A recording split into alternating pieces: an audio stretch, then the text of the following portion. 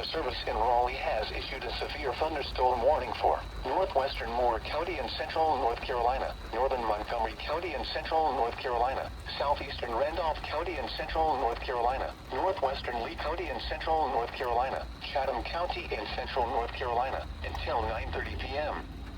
At 8:40 p.m., severe thunderstorms were located along a line extending from 7 miles southwest of Seagrove to 9 miles southwest of Goldston, moving northeast at 30 miles per hour. Hazard, 60 miles per hour wind gusts and penny-size hail. Source, radar indicated. Impact, expects damage to roofs, siding, and trees.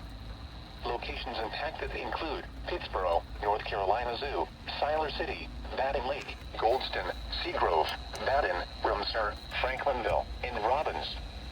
This includes Interstate 73 between mile markers 52 and 69. For your protection, move to an interior room on the lowest floor of a building.